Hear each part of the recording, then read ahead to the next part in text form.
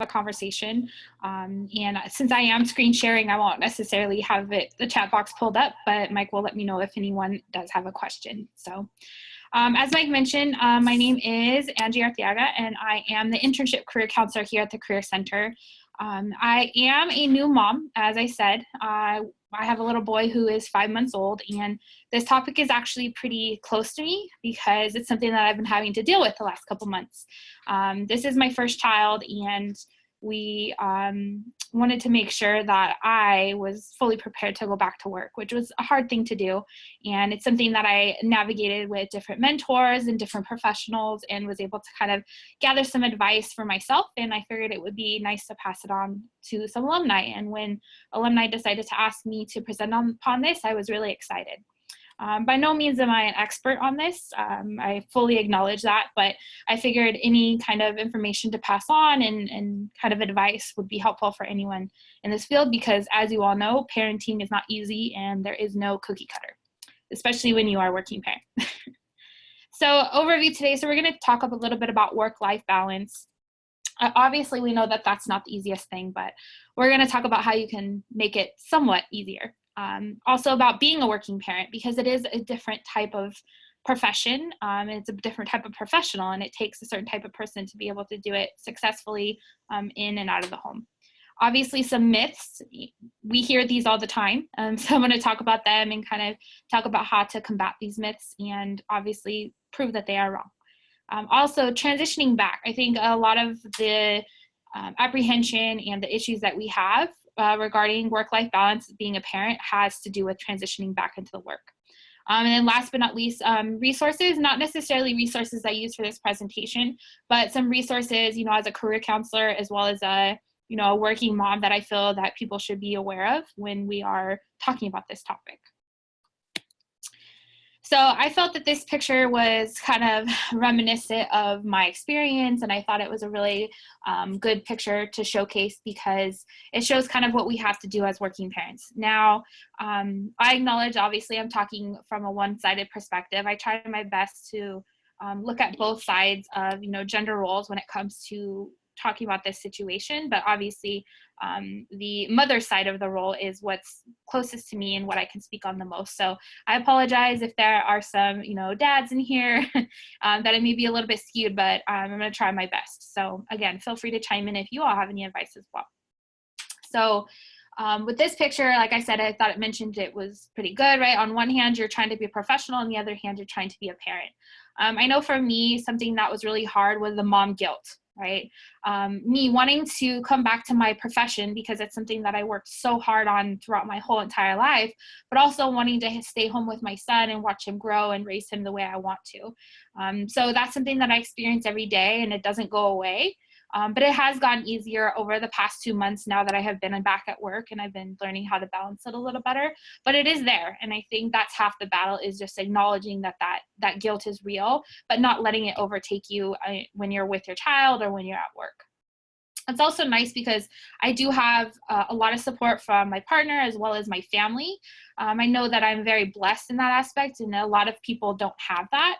So I definitely attribute my success, or lack of a better word, to that, is having that support system, because without them, I wouldn't be able to come to work and be able to be the professional I am and then come home and know that my baby is taken care of. I think something that I struggle with is we have to think that we have to have it all. That's not always true. Of course, we want it all, but part of this process is accepting it that we can't have it all, but we can work towards that and we can make compromises, which is what we'll talk about. And coming back to work, as I said, was the hardest thing that I had to do. It went against every mom instinct in me to, leave the driveway and drive to work. But I had to utilize the techniques that I'm going to talk about to kind of make me feel better and also know that it's what's best for me and that I have to take care of myself. So this is my question for you. Obviously don't have to respond, but I just want you all to think about this. Work-life balance is different for everyone. So I just want you to ask your questions to yourself. So ask, do you sleep enough? Obviously, we know that you can't get 8 glorious hours of sleep every single night. That's not possible most of the time. But if you're getting enough, that's a huge part of work-life balance because it will help you in every aspect. Do you usually finish off your to-do list? Again, not always possible, but if you make a realistic to-do list and you check that off, that will make you feel a little bit better. Also, do you do things for yourself? This is something that is hard to do, especially when you're a new parent. I know for myself, I know for a fact. But it is important because, much like when we're on an airplane, they say, put the air mask on yourself before you put it on your child, right? Same kind of thing. You have to take care of yourself before you can be the best person for your child, as well as your job, right? You have to take care of yourself so that when you come to work every day, you're refreshed and you're able to give, in my case, my students the best of me that I can. Obviously, are your children happy? At the end of the day, if they're happy, that is what matters. Obviously, you're going to make sure that they're being taken care of, but if they're happy, that's a huge part of balance because then it's going to make yourself happy. And then, are you fulfilled, right? Depending on where you're at in your career, where you're at in your parenting aspect, that's something that's not always going to be achievable, but as long as you're working towards it and you understand in the moment that I feel fulfilled for now, I feel fulfilled today because I did X, Y, and Z, that's what's important. And if you answer no to any of these questions above, it may be time to reevaluate, right? It's not necessarily a bad thing that you answered no, but it may be that you're out of balance and there may be things that you can be doing better. So work-life balance. So I read up on this, and work-life balance is kind of a fluid definition. So I kind of did my research and I took different aspects of the different research that I found and was able to put it in here.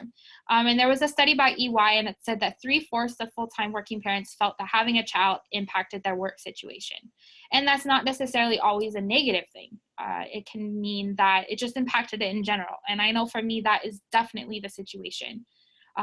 Obviously, I'm coming to work tired sometimes, and I may be thinking about other things, but other times I think it made me a better professional because I was able to take time off. But I also feel like it made me a different type of person. It made me a more patient person, which I think has benefited me working with students. Now, we want to be 100% parent and we want to be 100% employee. That's not always an option, right? Sometimes we're 80-20, sometimes we're 60-40. That's okay. But as I'm going to mention later, communication with your family, your partners, with your boss, that's the most important part.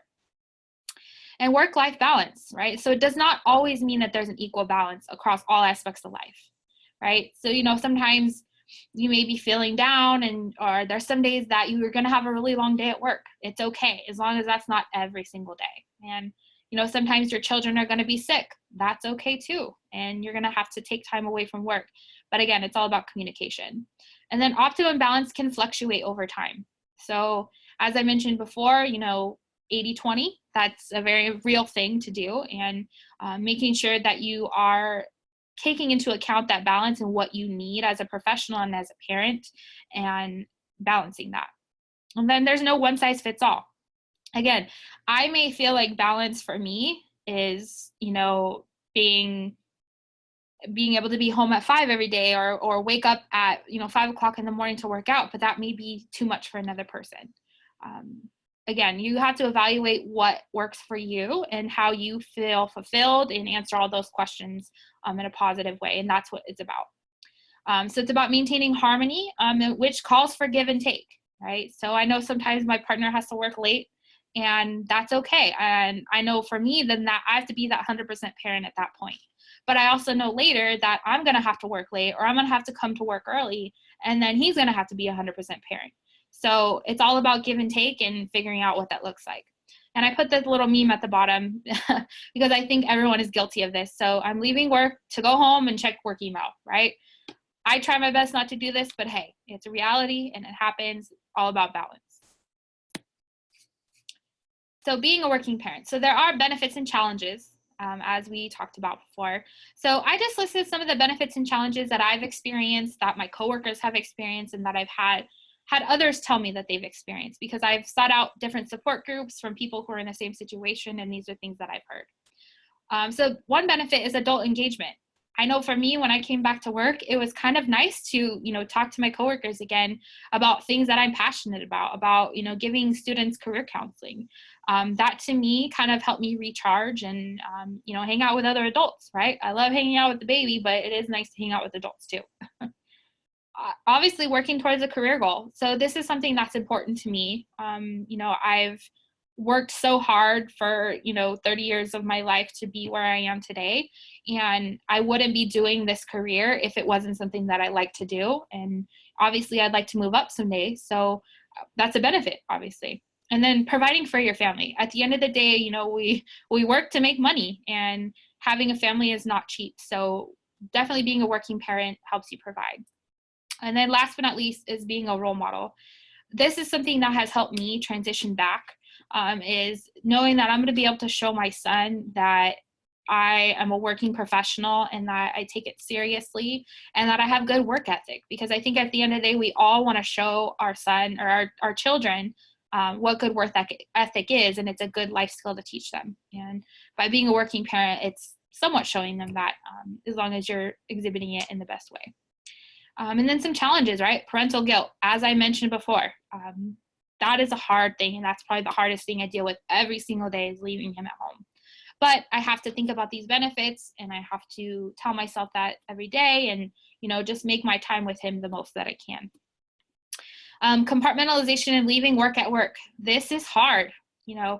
Sometimes, I really want to debrief with my coworker and I don't have time during the day. And so, I want to call her after work and kind of debrief. But sometimes I have to tell myself that I shouldn't do that because, I need to be present at home with my child. But that, again, that's not always possible for everyone. Sometimes they have to work from home after hours. But that can take a toll on you. So if you're able to not do that, that's even better. Transitioning back, as I mentioned, that was hard, right? Going from spending time with him all 24/7 to then coming back to work and having to change my whole schedule, having to change what I do, that was really hard. Putting your career on hold. Now, I'm going to mention this later. It is a myth. You don't have to put your career on hold, but in a sense, you kind of do, right? So I know for me, like I've been working here at the Career Center for 2 years, but I transitioned into a new position when I was pregnant. So when I came back, I was still on my 1 year of probation. So that for me had to get extended an extra 3 months from when I was out. So again, it's not necessarily putting my career on hold, but in a sense it is, right? It's just acknowledging that and knowing that. Losing sick time. For me, I had to exhaust all my sick time. I only had to leave a couple hours, which thankfully I was able to because I did get sick once I got back. But it's a give and take, and you have to decide what works for you and your family. But in a sense, you are, putting your career on hold in that sense. The expense of childcare. Now, this is a real challenge, I know, for a lot of families. I was talking to several coworkers here, and one of them has an infant as well, and they're paying upwards of $1,400 a month for their infant daughter to be able to put into childcare. And that's a huge burden, I know, on a lot of parents. So that's, I think, one of the biggest challenges, and I'm sure you all can echo that.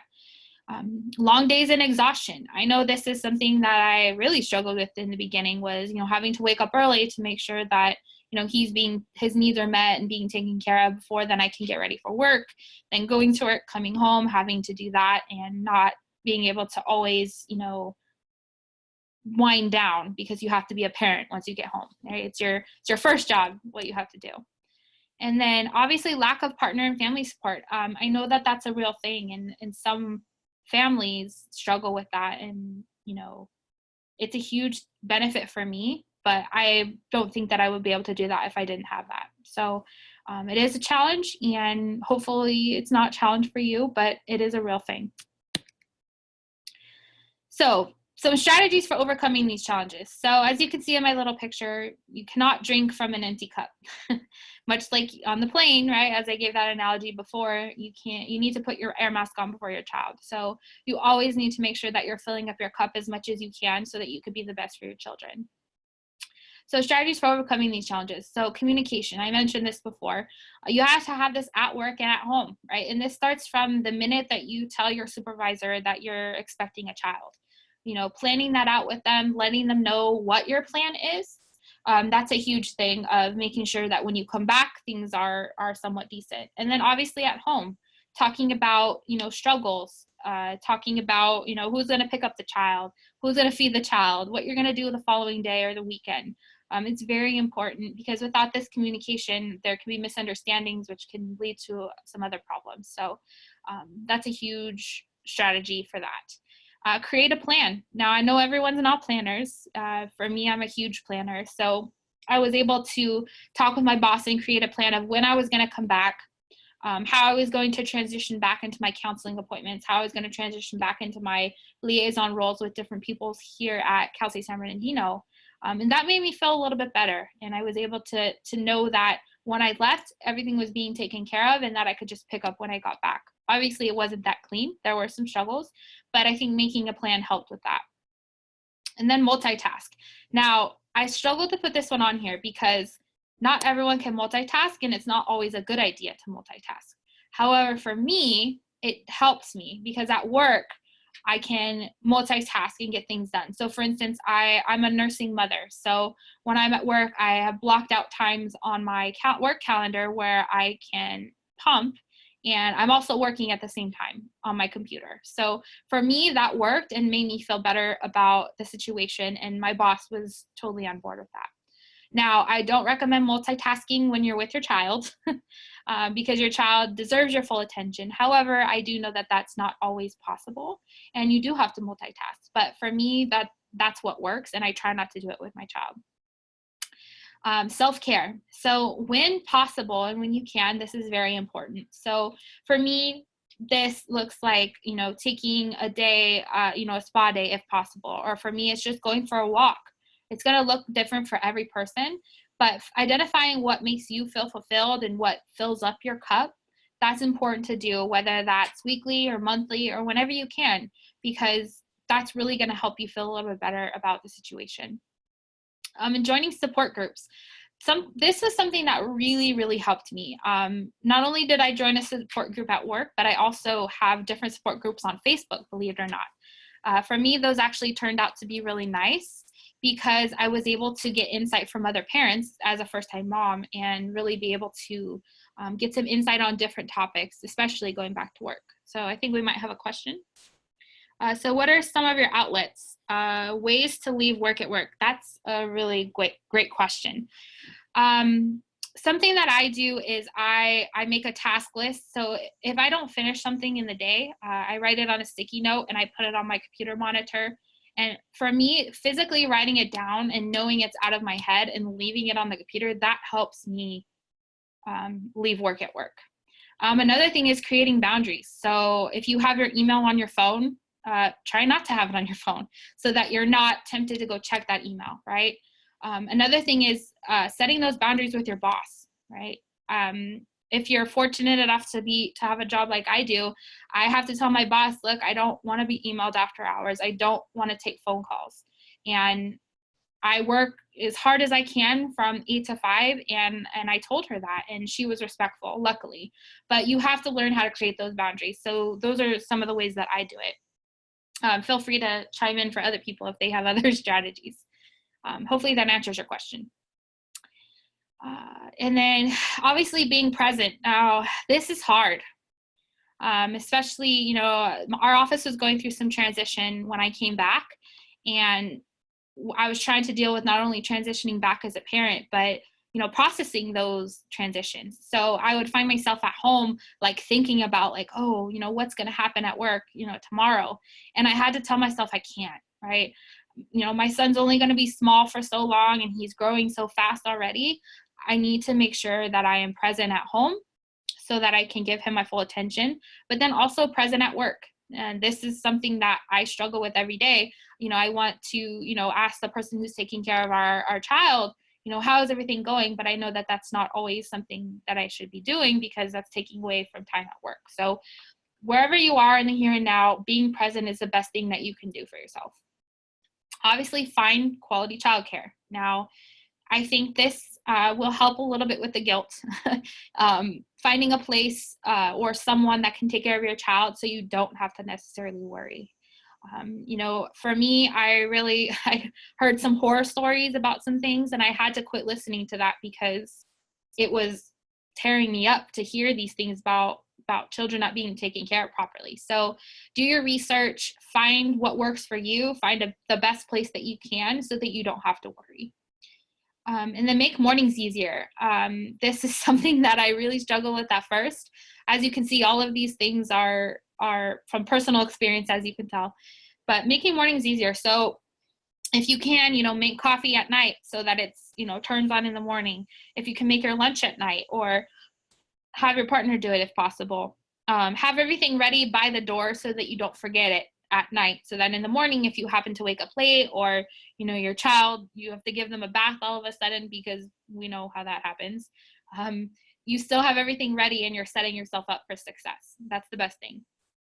Stay connected with your children during the day, if possible, right? I know I said be present, but for instance, on your lunch break, or your 15-minute break that you take, if you can, FaceTime, or if you can, receive pictures or something like that. I know for me, I have a Snapchat with my family, and the person who's taking care of my child kind of sends Snapchats to everyone, so I can watch those when I have free time, and that really helps me, just knowing, that he's doing well and that he's having fun. Limit distractions and time wasters. So this is a kind of a basic time work-life balance, time management thing. Try your best to do that, because if you can limit those, you're going to get as most done at work as you can, and then at home you're going to be able to spend time with them if you limit your distractions. And what I mean by this is, try not to multitask, like go on Facebook while you're at work, because again, that's a time waster and a distraction. But if that works for you, that's okay. But if you can, eliminate it. That way you can give your all at work and really be efficient at what you're doing, so that you'll have time later and maybe you won't have to take work home with you. Your motivation to work. This is something that really helped me, was really thinking about, why am I a career counselor? Why do I come to work? Why do I want to work at CSUSB? For me, that really helped me conceptualize and kind of calm my mom guilt a little bit, because I knew that was how I was filling my cup. Meeting with students every single day fills my cup, and it also happens to be my job. So those are my motivations, and it kind of helped me come to the realization that being a working parent is something that's important to me. And then shut out the negativity. Everyone is going to have their opinions about how you should raise your child. Oh, you shouldn't go back to work. You should stay home and take care of your children, which is a real thing, but it's not possible for people. I know it's not possible for me, right? Not only financially, but I think that I wouldn't be able to fill my cup all the way, because I do what I love. So again, take in people's advice with a grain of salt, and be able to shut out the negativity. Find people that are going to support you, that give you supportive advice instead of bringing you down. So I found this infographic online. I thought it was pretty helpful. So it's 6 myths of the working parent. So myth 1, they're either good parents or good employees. I don't think that's true. I know that's not true, because I know I'm a good parent, or at least the best parent I can be, and I know I'm a good employee, right? So again, that negativity, some people say that parents who don't work outside of the house aren't good parents, or those who do are good parents, right? It's none of the above. It's different for everyone, and you can be both. It's possible. Myth 2, the parent who is employed outside the house is the only working parent. No. If any of those stay-at-home parents know that working at home and being a stay-at-home parent is a lot of work. It's a job in itself. So I feel bad for people who say that about other people who stay at home with their children, because it's definitely not true. Myth 4, working parents care more about their needs than those of their children, right? I think this is the part of the mom guilt, and it's the negativity, the stereotypes that we hear in our everyday media, but that's not true, because I think you can definitely be a working parent. Again, you're filling your cup and still be a great parent, because to me, it's about quality with your children, not quantity. So definitely a myth. Myth 5, mothers who hate to clean and cook choose to work outside the home. That's definitely not the truth. I love to cook.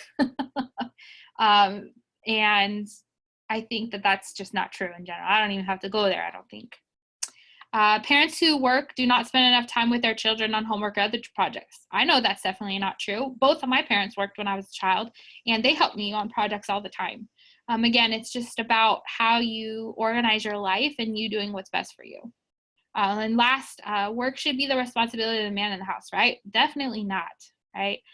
I actually read a study. I didn't quote it on here because I couldn't find a super reliable source, but they talked about that parents who share the responsibility in the household or of the household chores, their children actually see a benefit from that. And I think this is important. And I think nowadays, like, that's very old school thinking, and women can work outside the house and share that responsibility. I know plenty of stay-at-home dads too. So I think that that's always a myth, and I don't even think I need to talk anymore about that one because I think people know that. So transitioning back. So plan ahead and work with your employer, as I mentioned before. Research your rights. I mentioned before that I saw, or that I'm a part of that Facebook support group. And a lot of women on there are talking about how their employer doesn't provide them with the space or the time to pump for their child if they're nursing. That's actually against the law. So I really encourage people who don't necessarily know their rights as an employee to really research it and talk with human resources in your department or in your place of employment, because there are a lot of protections for you that allow you to transition back and be okay. One of them obviously is the Family Medical Leave Act. There are some qualifications that you have to qualify for, but that will protect your job. And that was something that made me feel a little bit better because, as I mentioned before, I was on probation. So I was really scared that my job was going to be affected, but FMLA really protected me from that and allowed me to come back even if I was out for more time than I needed to be. Seeking advice, right? Always talk to other parents on your campus or in your place of employment and learning how they manage it. For me, we have several parents here in the Career Center that I was able to talk to before I left and when I got back about how they work and be a parent. And those are really helpful. And I got a lot of advice from them. Be solution oriented. So this one is especially for when you're talking with your employer. So it's important to say, oh, I have to leave today. I have to take, my son to the doctor, right? It's always nice to let them know, or you have to let them know, obviously, but it's always nice to have a solution. Say, I have this meeting or I have this thing on my to-do list. However, I'm going to work on it at this time, right? So always have a solution ready so that they understand that you're putting that as a priority. Obviously, having multiple options. So I think this is in regards to everything, but I'm going to give the example of childcare. So if, say your child is being taken care of by a grandparent, you never know, if someday that grandparent, has to, have a doctor's appointment or can't leave, having someone else on deck that would be available. So at the last minute, you're not stuck trying to find someone else. Again, I know that's not always possible and that's an ideal situation, but try your best to have multiple options so that you can always fall back on it if you need to. Creating a routine. This has been something that I feel has been the most beneficial for me. And I think it's benefited my son a lot too, because, he has a certain bedtime and he has a certain wake time, and that's helped him sleep throughout the night, which in turn I was able to sleep through the night. So it made it really good. And then also in the mornings, it's helped me so that I don't forget things, right? So I'm like, okay, I need to do X, Y, and Z. And I do X, Y, and Z all day or every single day for 2 weeks. And by that time, it's a habit. And in the mornings, like I'm like, okay, I need to do this. I need to do this before I leave for work. And it's just becomes a routine and a habit. Always put your child or your children first. I think this is the most important thing. And I think this is hard to do. So for me, I think if my son was sick and I had an important meeting that day, most likely, in my opinion, I would stay home because I felt that he comes first and that is important, right? Work will always be there. And as bad as this sounds, is they will find someone to replace you, right? That sounds horrible, but just know that work is not everything and that being a parent should be your number one priority. Again, not always possible, but ideally. Use pictures and videos throughout the day, like I mentioned. My partner bought me a digital picture frame. So I have that on my desk, so I'm able to look at pictures all the time. That helps me a lot. Being honest with friends and family. Let them know, I can't come over, I can't go out for drinks at night because I need to go home and spend time with my children. or telling your family, you know, I need a me day. I need to go after work and go for a walk to de-stress, right? Just being honest and communicating, being flexible will help you a lot. Create a project document before going on leave. This is something that I did because I knew coming back that I was going to feel scrambled trying to figure out where I left off or what needed to happen. So, you know, in the month that led up to me going on leave, I created a document of things I was working on and things that I wanted to work on in the future so that when I was able to come back, I kind of could just plug back in easily. Now, it didn't work that seamless because, as I mentioned, we had a lot of transition, but I did feel like it helped a lot, especially me coming back and meeting with my students again that I had met with before. I was able to just reference my notes and refresh my memory, and that helped me a lot. So resources. So research, as I said, your rights, and these are two websites that you can look at. So the state of California has Employee Development Department. This is where they talk about, you know, FMLA rights, talks about different leave options for you, and then paidfamilyleave.org will help you navigate those as well. So I would really recommend doing that if you're expecting another child, or if you need to take some time off to take care of your child or family or anything like that. And then some support resources. So these are different articles that I found to be really helpful. And I really recommend taking them taking a look at them if you can. I know it's kind of hard because we're on a webinar, but maybe we can see if this can be sent to you afterwards. I felt that these were helpful for me and kind of made me feel a little bit better about my situation and about providing this information for you all. Okay. So shameless plug for the Career Center. As an alumni, you do have access to the Career Center. So you have access to all of our free resources. So that would be what we call Handshake. It's our online job portal. You can come to our workshops and our career fair. So I wanted to highlight some of our upcoming workshops that you're more than welcome to come to. We also have these on Zoom. So if this is something you're interested in, you can definitely get in contact with our office and we can let you know the information. But these are the upcoming workshops that we have. So interview skills, salary negotiation, and networking and job search.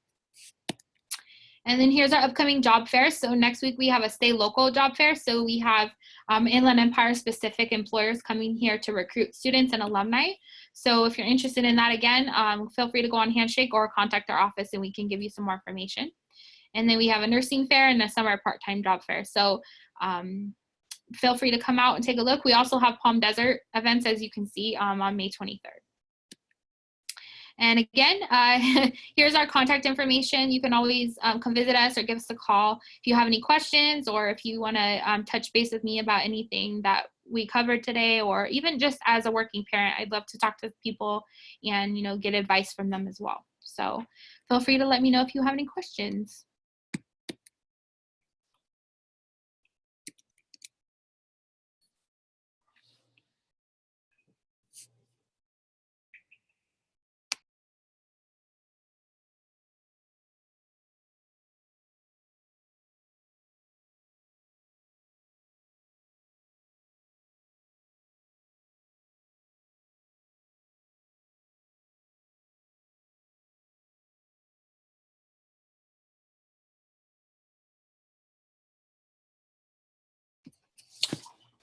All right, did anyone else have any more questions?